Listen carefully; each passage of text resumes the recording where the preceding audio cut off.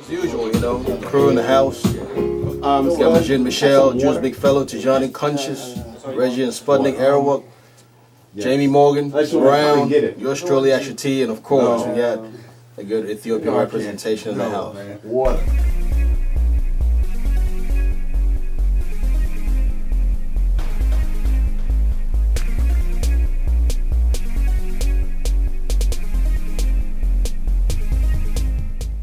Hello, this is Gifti Paulos, and I'm so privileged to be here with Majid Michel, international actor from Ghana. Last Friday, African students from Georgia Perimeter College acknowledged that Nollywood is just as popular as Hollywood due to the frequency of films produced. The question now is, when would someone like you eventually work out of Hollywood, and what are the steps you're taking to satisfy your fans? You see what you said is the frequency of movies. It's the quantity. That's how come we became famous.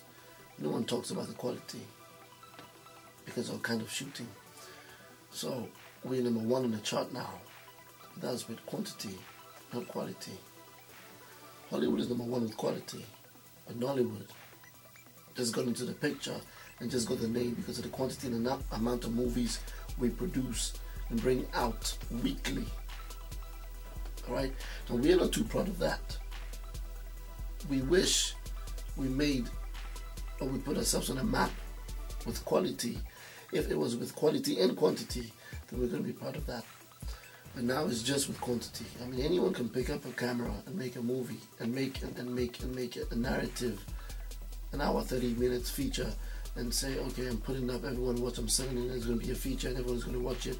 Anyone who's not a filmmaker or anyone can pick up a camera and come in, say these words, get a script that doesn't make sense and put it up. Okay, so what kind of movies are we making? We have to be careful. What we are worried about now is the amount of quality movies we can make to put ourselves on the map. And I don't know why, you know, one or two people watch my movies and this question is, when are you going to Hollywood? Why are you asking me when am I going to Hollywood? What I'm trying to do now is to try as much as possible to build and structure and put in place correctly how our filmmaking in Africa is going to be, so that we're going to put it up for it to be a force to be reckoned with worldwide. Now, if we leave, or we are trying as much as possible to leave our industry and go to Hollywood, who's going to do the building? We want to structure it properly and make it good before we can think of going to the next step. And the next step will definitely be Hollywood. But we haven't gotten to the part where we have to start thinking about Hollywood now. So what we're going to do is put it in place, make it solid, and then Hollywood is going to recognize it. And then Hollywood would come and start picking. Yeah. Clever perspective. Quality over quantity. Now we're going to talk about your foundation. What drew you to focus on safe water? I remember when we were in primary, elementary school. We went for an excursion to a place called Shy Hills, and we climbed the hill all the way to the top, you know, came back down, went to see the wildlife, some monkey sanctuary, went to all the places, and we were dehydrated at the end of the day. And we were in a village, and no one had water, no one had anything to give to us. I nearly collapsed, fainted. And there was this dirty water in a tank on the side of the road. So we took our bottles and we fetched the water on the side of the road, and we had to put the head of the bottle on our t-shirt like this. And that's what they asked us to do, that you put the head of the bottle under your t-shirt and fold it like twice or 3 times before you drink, so it sort of sieves the dirt out before the water itself goes into you. And I was so thirsty. I needed water so badly. I didn't have time to even put my t-shirt over it. I just took the water and I went down like that. I drank the whole thing because of how much I needed water. Now I just felt and I knew instantly that giving water to community in a village is like giving a man, it's like blood transfusion to a man in a hospital for life. You know, and I go to the villages and I see all the kids and everyone going to fetch the dirty water by the side of the river or the lake. They're drinking it in the same water, they're stepping in, they have their feet in the water, washing their clothes, and the same water they fetch to drink, same water they use to cook, same water they use for everything.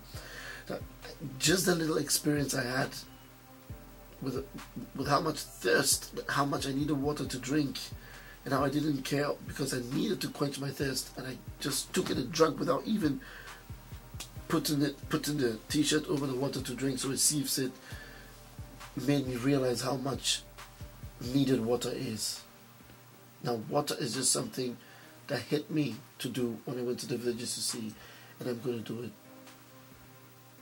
some way, somehow, and I feel it's just a lifesaver.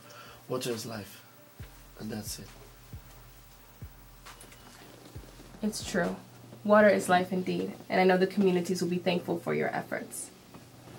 I recently heard someone say that each day is a day that he's never seen before, and that what motivates him to live each day to the fullest. So obviously with the success you've achieved, you understand this motto. But what I think your fans want to know is, what is your mantra? I'm a very religious person. I believe in the supernatural. And I take each day as it comes. You know, usually they tell you a lot of things, you know, prepare for the future. Yes, we have preparations, we do stuff, we have goals to achieve and all of that. But I still don't push anything harder than necessary when I'm doing stuff, you know. I pray to God today to take me through. I pray to God before I go to bed to take me through tomorrow. And nothing extraordinary like me plotting and planning and killing myself to make things work so much, so hard. I don't do any of that. I sleep and wake up the time I want to, unless I'm on set. You know, I don't wake up to kill. I wake up anytime I want to wake up and start planning my day. I don't sweat it out. And since I was born, life has been easy. Life hasn't been too hard, too stressful. No. It's just like magic, but I stick to my creed. What I say is what I want to do. So what I want to do is what I say, and I write it down, and I try as much as possible to do it. I don't let anything bother me. I don't let anything stress me out. I just do what I have to do. They say if you listen too closely to your servants, you hear them insulting you. I don't pay attention to people that talk behind me. I still talk to them, even though I hear anything they say bad. And that's it. And I tune life in a way, and it's something you learn to do. It's something you gradually learn and accept and understand and assimilate and let go of it. All the bad things people do in life and all the bad things people say behind your back and everything, if you let it get to you and hurt you, it just brings you down. I just let go. I know you said a bad thing about me, but I meet you tomorrow and I still talk to you and I don't have a problem with you. So it's, I wish we had more time to talk about this particular issue because it's something that really interests me to talk about, but I'm sure there'll be a greater, bigger interview concerning the same thing, and I'm going to say something that everyone must hear. But for it, I just don't let anything bother me. I don't believe my best friend. I don't believe my sixth senses. All I believe is a little voice inside my head that speaks to me. Okay, people say, Majid, okay, so advise these people and tell them. I said, Majid is not going to advise anyone. They know it themselves. They know what is right and what is wrong. They have it inside of them. They know what to choose and what not to choose. So they should build that craft of wisdom whether to or whether not to. I said in one of my movies that a medical doctor smokes. Why does he smoke if he knows smoking is bad for his health? He's a medical doctor, he knows it's bad for his lungs, but he smokes. It's because he has knowledge, but no wisdom. Wisdom is ability and the power inside of you to choose whether to do the negative or whether to do the positive. It's that willpower inside of you. It's like a great nation with no wall around it. A great nation with no wall, it's like a man without self-control. So I take each day as it comes. I know what is right and what is wrong. And I go ahead and I do it. I choose good over evil. And that's it. There's no magic to it. There's nothing extraordinary to it. And everything will go on well.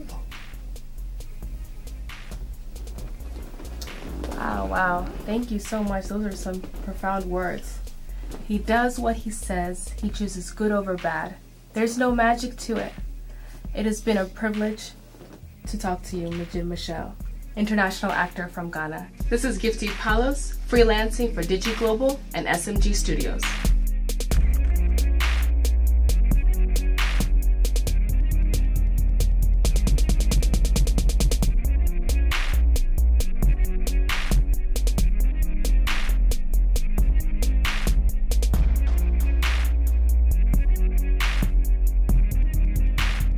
What can I say? I'm humbled.